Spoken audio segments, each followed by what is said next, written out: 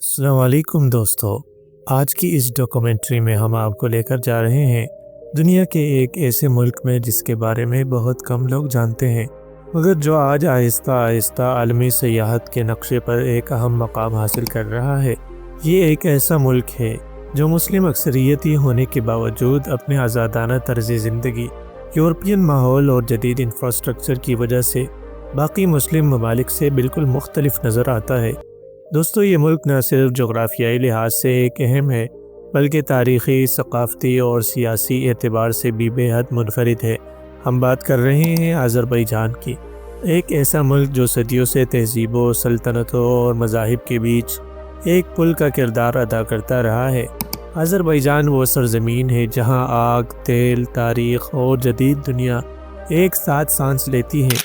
دوستو، یہ وہ جگہ ہے جہاں کبھی آگ کی عبادت کی جاتی تھی اور آج جدید شیشے کے ٹاورز آسمان کو چھوتے نظر آتے ہیں۔ اگر ہم آذربائیجان کی تاریخ کی بات کریں تو یہ ہزاروں سال پر محیط ہے۔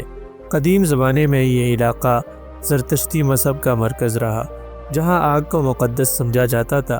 آج پھر آپ کو یہاں ایسے مقامات ملیں گے جہاں زمین سے خود بخود آگ نکلتی ہے، وہی آگ سینکڑوں سالوں سے مسلسل جل رہی ہے۔ اسی وجہ سے آذربائیجان کو لینڈ آف فائر بھی کہا جاتا ہے۔ وقت کے ساتھ ساتھ اس سرزمین پر مختلف سلطنتوں نے حکومت کی۔ یہ علاقہ ایرانی سلطنت، رومی اثرات، عرب خلافت، ترک سلجوقی سلطنت اور بعد میں صفوی سلطنت کا حصہ رہا ہے۔ ہر دور نے یہاں اپنی چھاپ چھوڑی، جس کی جھلک آج بھی یہاں کی زبان، لباس، فن تعمیر اور ثقافت میں نظر آتی ہے۔ 7ویں صدی عیسوی میں جب اسلامی افواج اس خطے میں داخل ہوئی تو آذربائیجان میں اسلام پھیلنا شروع ہوا۔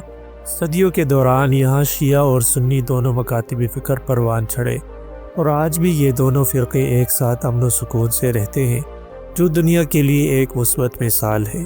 آذربائیجان ہمیں یہ سبق بھی دیتا ہے کہ ترقی اور ثقافت ایک دوسرے کی دشمن نہیں ہوتی۔ یہاں جدید شاپنگ مالز اور ٹیکنالوجی کے ساتھ ساتھ تاریخی مساجد، مزارات اور قدیم روایات کو بھی مکمل احترام دیا جاتا ہے۔ یہی توازن آذربائیجان کو ایک مثالی، پرامن اور متاثر کن ملک بناتا ہے۔ دوستو، آذربائیجان جدید دور میں 1991 میں اس وقت دنیا کے نقشے پر ایک آزاد ملک کے طور پر ابھرا جب سوویت یونین ٹوٹا۔ آزادی کے فوراً بعد اس ملک کو جنگ، سیاسی عدم استحکام اور معاشی مسائل کا سامنا کرنا پڑا، مگر اس کے باوجود آذربائیجان نے بہت کم وقت میں خود کو ایک مستحکم ریاست میں تبدیل کر لیا۔ پاکستان کا کردار یہاں بہت اہم رہا۔ پاکستان وہ دوسرا ملک تھا جس نے آذربائیجان کی آزادی کو تسلیم کیا۔ آج بھی دونوں ممالک کے تعلقات انتہائی مضبوط ہیں، اور یہی وجہ ہے کہ آذربائیجان پاکستانیوں کو خاص عزت اور اہمیت دیتا ہے۔ آذربائیجان کی سب سے خوبصورت بات اس کے لوگ ہیں۔ یہاں کے عوام نہایت مہمان نواز، نرم مزاج اور غیر ملکیوں کے لیے دل میں خاص احترام رکھتے ہیں، خاص طور پر پاکستانیوں کے لیے۔ یہاں محبت اور اپنائیت کھل کر نظر آتی ہے، جو کسی بھی سیاح کے سفر کو یادگار بنا دیتی ہے۔ اب بات کرتے ہیں آذربائیجان کے دارالحکومت باکو کی، جو اس ملک کی جان اور پہچان ہے۔ باکو ایک ایسا شہر ہے جو پہلی نظر میں ہی انسان کو حیران کر دیتا ہے۔ ایک طرف صدیوں پرانی اولڈ سٹی ہے، جس کی تنگ گلیاں، پتریلی دیواریں اور تاریخی عمارتیں ماضی کی داستان سناتی ہیں، تو دوسری طرف جدید باکو ہے، جہاں فلک بوس عمارتیں، شیشے کے ٹاورز، لگژری مالز اور یورپین طرز کے کیفے موجود ہیں۔ باکو کو دنیا کے منفرد دارالحکومتوں میں اس لیے بھی شمار کیا جاتا ہے کیونکہ یہ سطح سمندر سے نیچے واقع ہے۔ یہاں کا انفراسٹرکچر نہایت جدید، سڑکیں کشادہ اور شہر مجموعی طور پر بے حد صاف ستھرا ہے۔ رات کے وقت باکو کی رونق دو بالا ہو جاتی ہے۔ فلیم ٹاورز روشنیوں میں جگمگاتے ہیں اور پورا شہر ایک خوابناک منظر پیش کرتا ہے۔ یہ ٹاورز آگ کے شعلوں کی علامت ہے، جو آذربائیجان کی قدیم شناخت سے جڑے ہوئے ہیں۔ آذربائیجان صرف ماضی کا ملک نہیں، بلکہ مستقبل کی طرف تیزی سے بڑھتا ہوا ملک ہے۔ یہاں اسمارٹ سٹیز، جدید ٹرانسپورٹ، ڈیجیٹل سسٹمز اور قابل تجدید توانائی پر بھرپور کام ہو رہا ہے۔ حکومت سیاحت کو فروغ دینے کے لیے بڑے پیمانے پر سرمایہ کاری کر رہی ہے تاکہ آذربائیجان کو ایک عالمی ٹریول ہب بنایا جا سکے۔ آذربائیجان کی ثقافت اور کھانے بھی سیاحوں کو اپنی طرف کھینچتے ہیں۔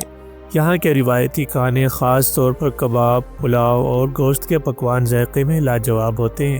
دوستو آذربائیجان یورپ کے مقابلے میں سیاحت کے لحاظ سے کافی سستا ملک ہے۔ یہاں رہائش، کھانا، ٹرانسپورٹ اور تفریح سب کچھ عام بجٹ میں ممکن ہے۔ ویزا حاصل کرنا بھی نہایت آسان ہے۔ پاکستانی شہری چند ڈالرز میں آن لائن ویزا حاصل کر سکتے ہیں۔ باکو کے علاوہ بھی آذربائیجان میں دیکھنے کے لیے بہت کچھ ہے۔ شیکی شہر اپنی قدیم عمارتوں اور خوبصورت پہاڑوں کی وجہ سے مشہور ہے۔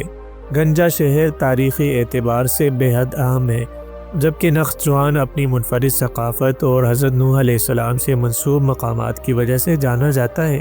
تعلیم کے شعبے میں بھی آذربائیجان نے نمایاں ترقی کی ہے۔